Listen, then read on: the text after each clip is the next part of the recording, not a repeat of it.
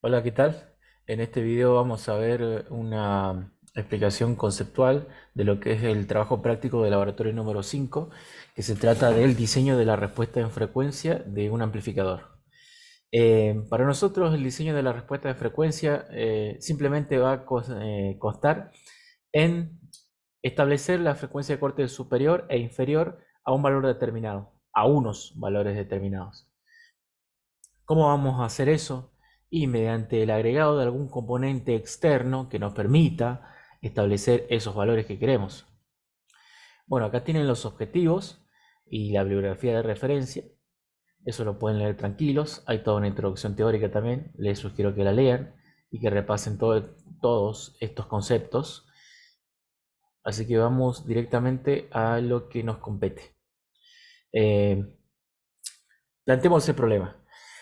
Para fijar la frecuencia de corte inferior, habíamos visto en la teoría que lo podíamos hacer a través de los valores de los capacitores de acoplo y desacoplo.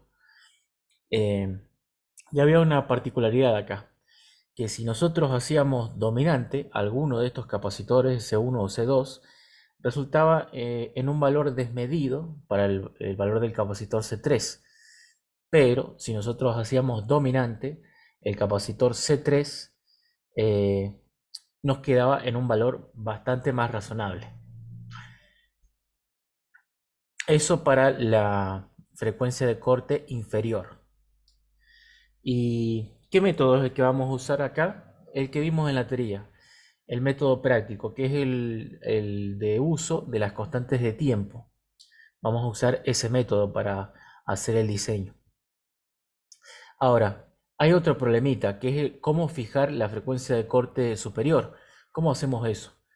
En principio, esa frecuencia de corte superior estaría fijada por las capacidades parásitas del transistor. Eso lo habíamos visto en la teoría. Estaba fijada, por ejemplo, para un amplificador en emisor común, estaba fijada a través de C mu y C pi, que esto es capacidad de colector base y capacidad de base emisor.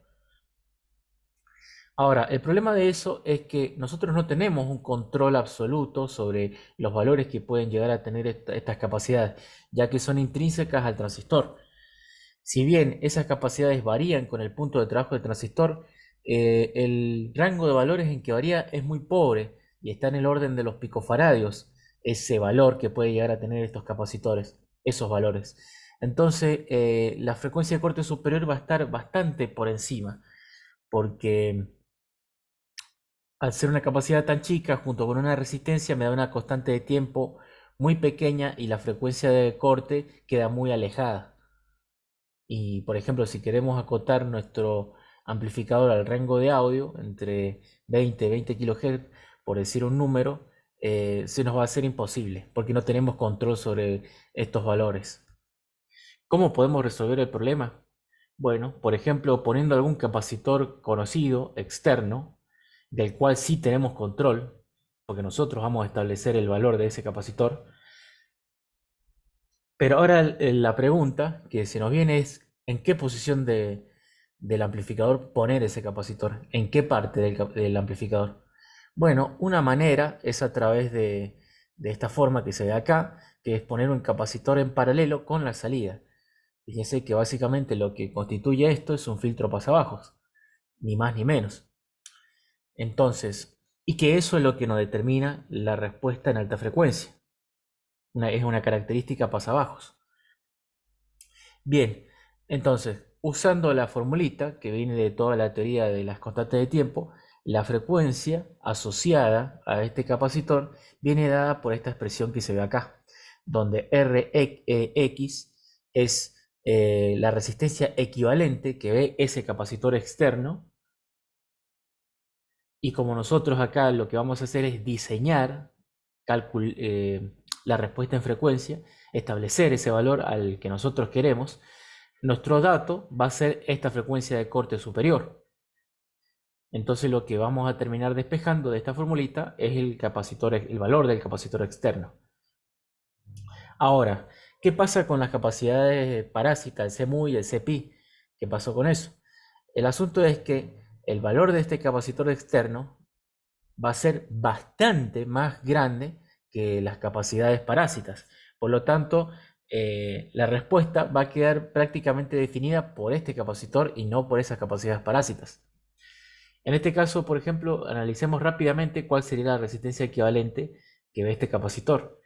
Del lado derecho ve la resistencia de carga. ¿Por qué? Porque para relativa alta frecuencia, el capacitor C2 de acoplo es un cortocircuito efectivo, por lo tanto es como si fuera un cable. Y lo único que estoy viendo es la RL. Ahora, del lado izquierdo, lo que ve el capacitor es la impedancia de salida de esta etapa en emisor común, que en este caso particular básicamente está dada por RC. Entonces lo que estaría viendo el capacitor sería RC en paralelo con RL. Este mismo proceso se hace para cualquier tipo de amplificador. Acá lo estamos analizando con una etapa simple, con componentes discretos, pero lo podemos trasladar a amplificadores basados en el circuito integrado, lo que quieran. El concepto es totalmente aplicable en otras circunstancias. Bien, ahora, esa no es la única manera, porque ¿qué pasa?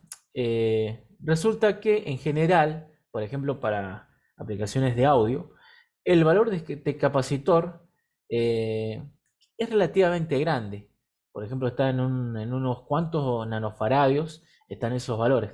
Ahora, ustedes se preguntarán, eso es un valor muy chico, o sea, no tengo ningún problema. Sí, eso es cierto, pero para cuando trabajamos con componentes discretos. Ahora, si esto fuésemos a tratar de implementarlo en un circuito integrado, no es, digamos, práctico. ¿Por qué? Porque hay como una especie de regla general que no se pueden integrar no es que no se pueden, sino que no conviene integrar capacidades mayores a unos cuantos picofaradios. En cambio, un nanofaradio es 1000 veces más grande que eso, así que ocupa un espacio importante del chip, de la oblea de silicio, y no les es conveniente al fabricante. Pero para nosotros que estamos trabajando con componentes discretos, en este caso, no es un problema eso. Ahora, hay otra forma de limitar esa frecuencia de corte superior, como a través de una capacidad por efecto Miller, como puede ser la capacidad entre colector y base. Nosotros colocamos ese capacitor externo entre colector y base, nos quedaría puesto de esta forma, y recuerden que aplicando teorema de Miller podemos desdoblar ese capacitor en dos capacidades equivalentes, uno en la entrada y otro en la salida, y fíjense que terminan conformando también filtros pasabajos. Ahora, ¿cuánto valen esas capacidades equivalentes de Miller? Bueno, la de entrada vale esto que se ve acá. Fíjense que es el capacitor original multiplicado por la ganancia de tensión de la banda pasante que puede llegar a tener este amplificador. Y el capacitor de la salida queda afectado por, en esencia, eh, la unidad. ¿Por qué? Porque, por ejemplo, si la ganancia de este amplificador es 10 veces, acá tenemos 11 dividido 10, 1.1, es más o menos la misma capacidad original que teníamos antes. Entonces, esa capacidad de Miller a la entrada la voy a ver como, suponiendo que el amplificador tiene una ganancia de 10 veces, la voy a ver 11 veces más grande a la entrada. Es decir, 11 veces más grande que su valor original.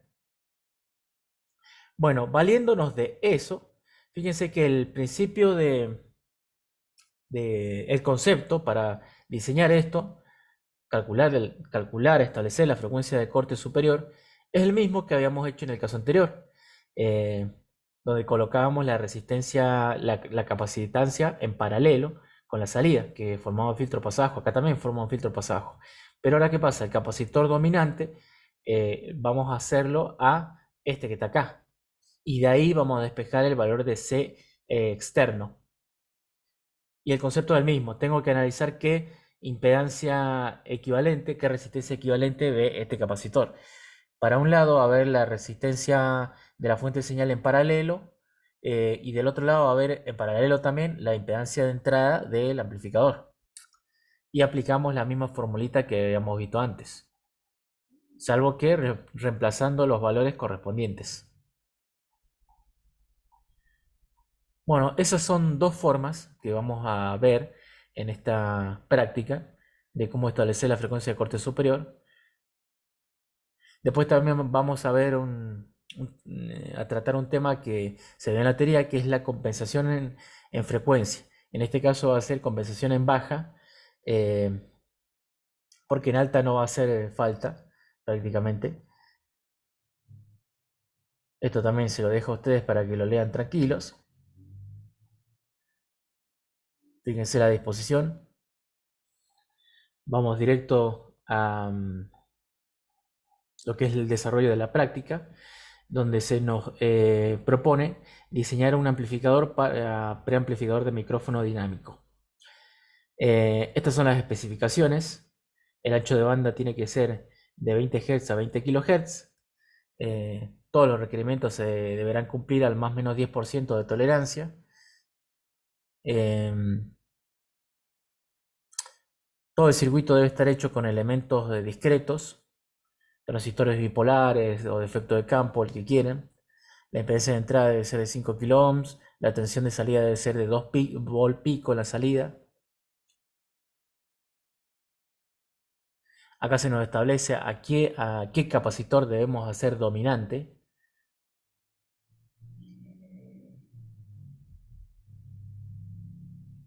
Y que la respuesta en frecuencia, haciendo alusión al diagrama de Bode de amplitud, sea lo más plana posible en toda la banda pasante. La respuesta de fase a nosotros por ahora al menos no nos va a interesar.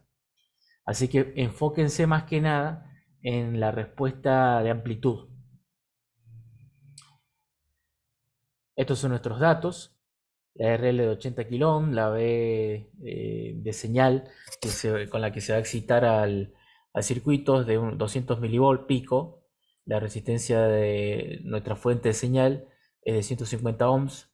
Tengan en cuenta esto, si van a emular esa fuente de señal, recuerden que los generadores de señales con los que disponemos en el laboratorio tienen impedancias de salida de 50 ohms. Si ustedes quieren emular 150, podrían colocar en serie una resistencia de 100 ohms, en serie con el generador. Y de ahí tendrían su resistencia equivalente de 150 ohms. Esa sería una forma.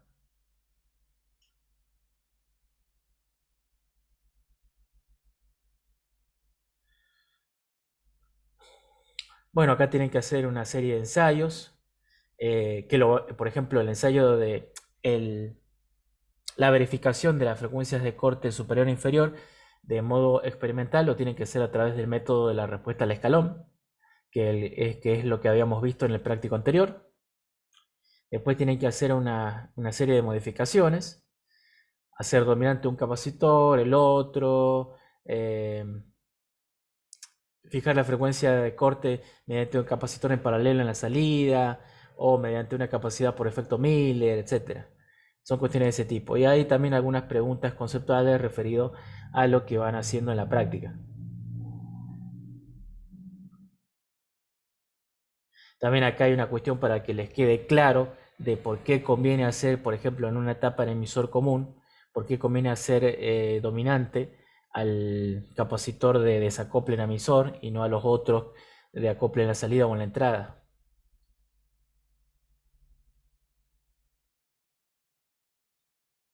Acá está la parte de compensación en baja frecuencia, preguntas conceptuales sobre el asunto y un cuestionario también para seguir fijando los conceptos.